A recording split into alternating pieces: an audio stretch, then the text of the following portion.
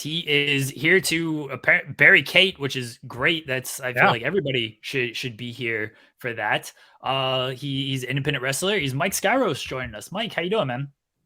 What's up, guys? Thanks for having me on. And I'm always up to barricade. It's one of my favorite pastimes. So let's talk about that. Let's talk about Kate for a second. You've been you're part of Xcite Wrestling, and Kate has been jumping on commentary there. How did this all start between you two? Well, first of all, I'm the champion of Xcite Wrestling, much to her chagrin. And I don't know where it started. I don't know if it's like some sort of weird jealousy thing or if it's just spite. But I thought we were getting along fine. And then she just started burying me out of nowhere on Twitter. I guess she wasn't a fan of my tactics or my stance against Xcite Wrestling. And she became a little bit of a homer in terms of kind of sucking up to the office and taking a position against me and my guys. So I don't know. What do you guys think of that behavior? Do you think that that's kind of where Kate usually lies? Is she a suck up in that way? I don't know. I 100%. That's how she got this job. That's the only reason she's on this channel, is because she was just nice to me, and I felt bad. I was like, all right, sure, take the Friday show, and then she just continued to use that. Clearly doesn't care about women's wrestling, going to the bathroom during women's wrestling and stuff. So no, that's why she's here. She's a coward, by the way, because she's been invited on to defend herself, and she's not going to show up. So no. I don't know what you do with any of that. I mean, listen, I've said it before. The biggest mistakes I ever made in professional wrestling media were inviting Kate to engage with us on Marbles on Stream on Twitch and inviting her onto the watch-alongs that we would do here on Overbooked for all of the AEW and WWE pay-per-views. I get it. I'm going to have to live with that for the rest of my life. Skyros, you are unfortunately going to have to live with Kate in the ears of professional wrestling fans as you continue to defend the Xcite Wrestling Championship. That's where we are. Yeah, it's a shame too, because I thought, I was looking forward to working with her. She came into Xcite with a lot of clout, quite frankly, compared to the commentary team we had before. So I was hoping she could get some eyes on the product. I didn't know those eyes would be her trying to blindside me at every waking moment on Twitter. But as you guys have probably seen, if you're following any of the stuff she's doing, when I turn up the heat a little bit on her, all of a sudden she's not really anywhere to be found, much to, as you said before, a coward. Wow. So you call yourself the Moonlight Sun. For those who maybe don't know what that means, can you explain it to us? The Moonlight Sun was a name that I did not come up with. It was a name that was given to me because there's a promoter. He was helping promote a company called XWA in Rhode Island. His name is Jose Garcia. And he thought, because I wear a mouth guard with fangs on it, he thought that I resembled a vampire. So he put it on a poster. He said, returning next week to Thursday Night Throwdown, Moonlight Sun, Mike Skyros. And I saw it and I thought about it. I was like, that sounds cool. Like that make like a cool little tagline. Because I wasn't really doing anything at the time in terms of branding myself. So I was like, hey, is it cool if I just like take this and use it other places? So ever since then, I've kind of leaned into the not full Gangrel vampire, but like a vampire adjacent. Lately, I'm kind of going more for like the Lost Boys type thing, if anyone's a fan of that movie. And I don't know, I like shooting my promos at night. I like wearing my teeth with the vampire fangs on them. I'm a little more devious these days than when I started out my career. I hang upside down in the corner like a vampire bat. These little things I've just pieced together based on the night and kind of vampire culture and things of that nature that I've really infused with my personality to try and make an organic character. Were you a fan of the Brood and Gangrel and them growing up? So I missed the Attitude Era completely. I was like the perfect age to enjoy the Attitude Era, but for whatever reason, I don't know if we just didn't have the channels or whatever. Just wrestling was not on in the house until like Ruthless Aggression era. The first thing I ever remember seeing and like being like, yo, that's I got to see more of this wrestling stuff. I was on vacation with my family in Niagara Falls, and they just opened up that WWF zone right on the Canadian side of Niagara Falls. So they would run the promo packages for whatever was going on in WWE for the pay-per-views in the hotel. And they kept playing the one of the ladder match between Jeff Hardy and The Undertaker. I saw those two. I was hooked. I'm like, I got to see more of this. And it was off to the races from there. I want to circle back to your current incarnation. Have you ever considered donning the whites and a hat and becoming a baker and rebranding yourself as Pie in the Skyros? No, that's brand new. I gotta work on my culinary skills. I really want that to kick in, but that may have legs. Like if I really wanted to just go full food fight, why not? I'll throw a pie right at Kate's face. There it is. Let's see that. I'll aim. She's got a lot of forehead to aim for, so I can just boom. What about your beer? You've been promoting. Yes. You've been working on, or that you've been kind of cross pollinating with. Tell me about the beer that. Yes. So I had a very cool opportunity to brand a beer with my face and name. I have a good friend named Adam Stone. He's a local wrestler, but he also runs 16 Stone Brew Pub in Utica and Holland Pat, New York. If you're in the area, check them out. They're excellent. And he decided to brand my beer. It is a Belgian white. It's delicious. If you have ever had a Blue Moon, that's the closest thing I can kind of resemble it to. But it was funny because for a company called Immortal Championship Wrestling that I wrestle for, we just decided to put out, they got a liquor license and started putting out some cans at the shows, and they sold like crazy. So I've been advertising their product and people are really into it. So we got to order some more cans, which is an excellent problem to have, but we are going to find more ways to get them out to people outside that upstate New York area. I did want to ask you about sharing the ring with Carlito, because he just returned and got a big pop at Backlash. What was that experience like, being in the ring with him for a triple threat match?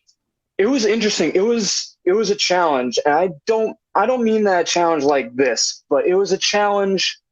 He's an individual that whatever reputation he has had in the past, I know there's been a lot of negative PR on him in the past, but he is an elite wrestler. When I got in the ring with him, I could tell immediately, like, yes, I understand completely why this guy has been on television and why this guy has been successful and like a household name for many years in WWE. And he is every bit still good enough. He's in phenomenal shape. Every bit worthy of the spot he has. And I was forced to step up and forced to really be creative in terms of like getting through that match and winning that match, because he spit a whole ass apple in my face too, and that really wasn't what I had in mind for that show. But and then like of course like the 14, 15-year-old kid in me was like, oh, I'm wrestling Carlito, that's cool. And like I know the big thing went around online for a while with like people taking photos with wrestlers, but that aside, I'm really trying to at this point in my career like take time to sit back, and when something cool like that happens, no pun intended, I like to sit back and just be like, oh yeah, that's pretty dope. I'm wrestling Carlito, or I'm in the ring with Eddie Edwards, or I'm on a show with Ron Simmons. Like it's cool to like kind of breathe that stuff in and enjoy it.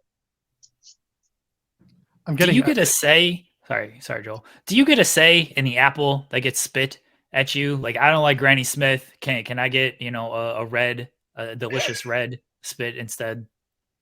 I mean, if it was up to me, I would have made him bite into a crab apple, but I didn't really get a choice in that matter. I believe it was a Granny Smith they spit, if I remember. I got to look up the footage again. There's a clip out there somewhere, but I think it was a Granny Smith that he spit at me. But his aim's good. He hit me right there, right between the eyes. Years of practice, I should hope he has. Yeah, got it. He's a sniper. I'm getting angry DMs from our best friend Kate over here. Oh, wonderful! That warms my heart. She wants me to bring up the Salt City Killers, and of course. Then she also says because Syracuse is known for salt potatoes.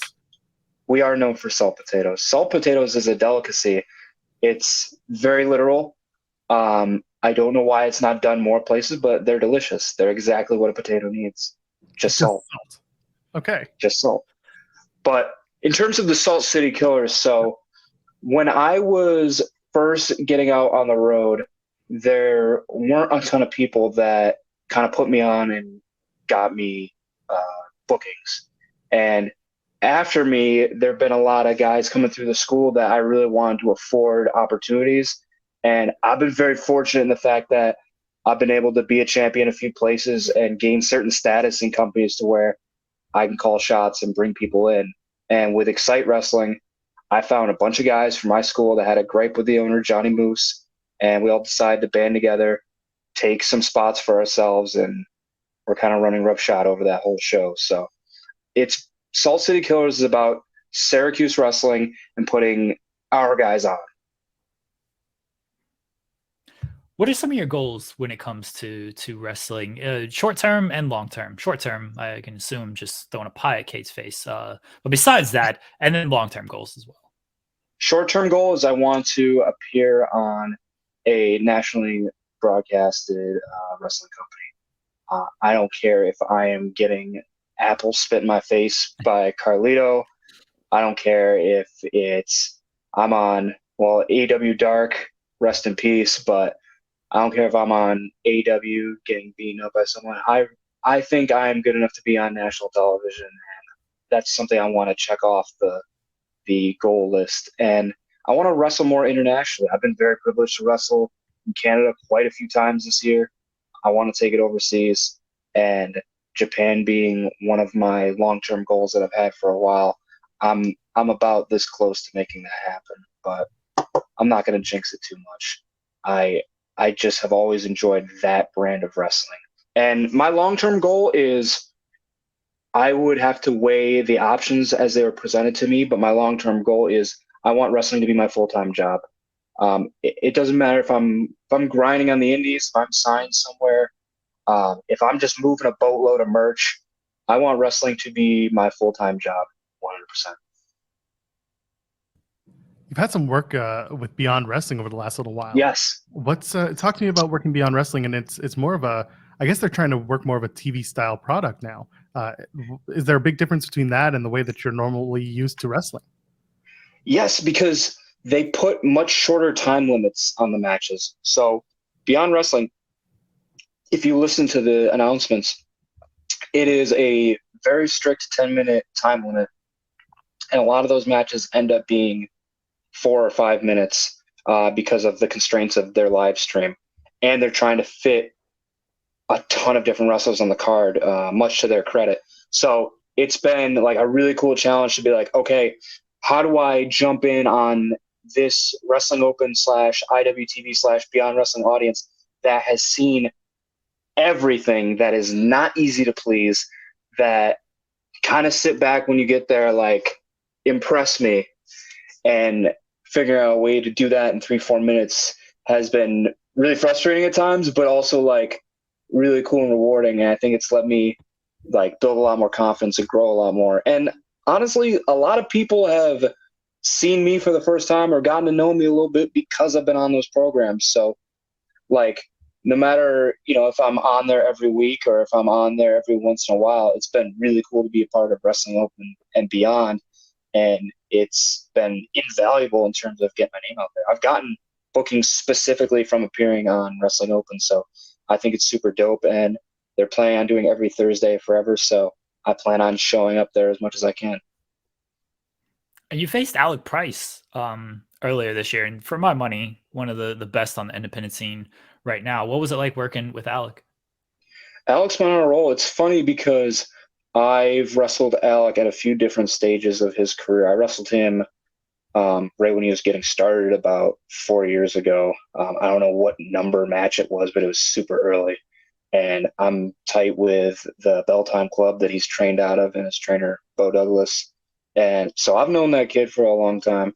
We're not like, I'm not going to sit here and pretend we're like super close friends, but it's been cool knowing him that entire time and watching him on the come up.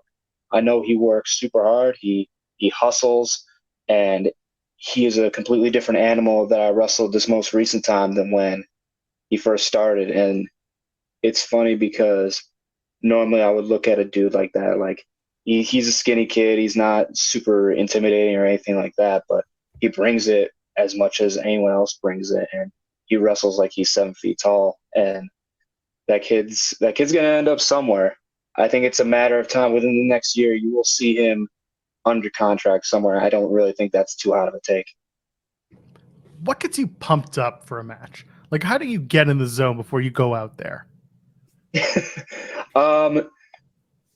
I've tried a few different things. Like, I tried doing the thing where I would listen to music, but it would just end up like I would end up just cycling through too many songs. I tried like a few different routines that didn't work. A lot of the time, like to find like a dark little corner. I pace around, and I'll find it'll either be a locker or like a very like a thin wall or something, and I'll kind of Goldberg it a few times before I go out. Try not to concuss myself or bleed down my forehead. But I don't know what it is, but if I don't headbutt something right before I walk through the curtain, I don't feel right. Scary. So what are you headbutting? Just a wall, a door? You could Goldberg yourself in this situation now. Right. So I try to go at like 50%, not 100%. I'm not trying to concuss myself. It's usually like if I can find a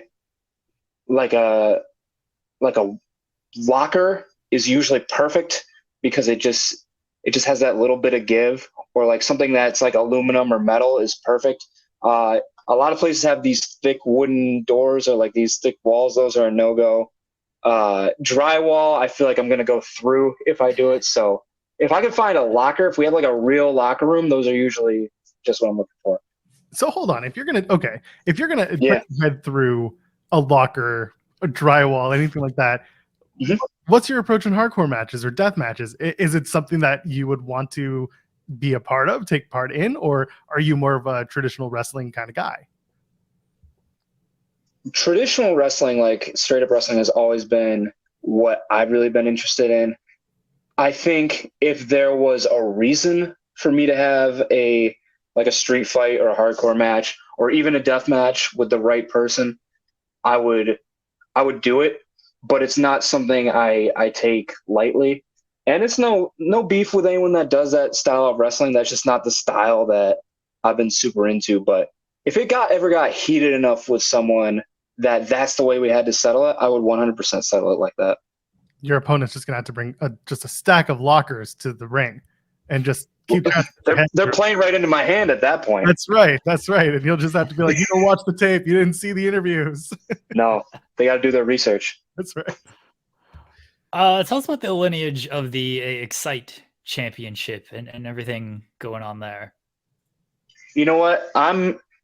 A lot of champions say this every time they win the belt, but I'm trying to bring some stability back to that belt, because quite frankly, that belt's been hot potatoed for the last probably 2 or 3 years between 5 or 6 different people. I think I've had the longest reign, because I won it in February. I've had the longest reign that belt's had in a while. And it's contrary to popular belief, I care very much about Xcite Wrestling and wanting it to succeed, because there's a lot of people in upstate New York that need solid places like that to work. And I think Xcite Wrestling has been underselling itself for a long time. And I think they've been letting a lot of people that really, have had their turn in the heavyweight title scene just go over and over again and trade the belt in between each other. So I'm trying to make that belt one of the top belts in New York and in the Northeast. And I want all the best wrestlers to come to Xcite and fight me for it, because I got maybe 1 or 2 more people left at Xcite, and they're out of contenders. I don't know if they're gonna throw students at me, if they're gonna break up some tag teams and throw them at me. But between Sean Carr, between Cade Lothbrook, between Bill Collier, they've thrown all their best guys at me, and I'm still the champion. Kevin Bennett, who's the ESW champion, Smash champion, I won it off of him. So Xcite's running out of people if they really want to dethrone me. So I feel like I'm going to hold on to that belt for a while. Certainly making a hot case for that too. Yeah. Do you know who the first Xcite champion was? The first Xcite champion, I want to say, that's tough. because I know they've been around. I want to say they started in 2012. I want to say their first champion was probably, might have been Rob Cook. I could be wrong though. I don't know off the top of my head. I'm going off of cage match here. So if if cage match is wrong, then we'll blame them. It was a man by the name of Joe Gacy. Oh my God. I got beef. I got indirect beef. I have one-sided beef with Joe Gacy that I don't think he even knows about. Here's the thing. This person to my camera left over here been compared to Joe Gacy with that look on his face there. Very similar kind of face. I don't know. You can see it? So if you want to cut a promo on Joe Gacy and aim it, you can literally look at him a little bit and visualize him right there. If you want to have the one-sided beef and cut a promo on Joe Gacy, he's right there for you. It's tough because Joe Gacy is such a nice guy. My beef isn't with Joe Gacy the person. My beef is with the idea of Joe Gacy, because Joe Gacy has been like put up on this pedestal as like this untouchable godlike figure by Xcite Wrestling, and specifically by Johnny Moose, the guy who runs Xcite Wrestling. And I don't get it. Joe Gacy he spends more time promoting Joe Gacy, who is doing great things for himself, but he's on NXT right now. Joe Gacy is doing nothing for your business. People are not buying a ticket to Xcite Wrestling to see Joe Gacy. You should be advertising the top people at Xcite Wrestling, whether it's Sean Carr, Bill Collier, the Salt City Killers, I don't know, the champion, me. Talk about us. Talk about what we have coming up. Don't talk about Joe Gacy. Don't talk about Cody Rhodes. Don't talk about people that aren't going to be on the marquee. It drives me insane because I want them to succeed so bad, but they keep stepping on their own toes and failing to promote the good things they have right under their nose.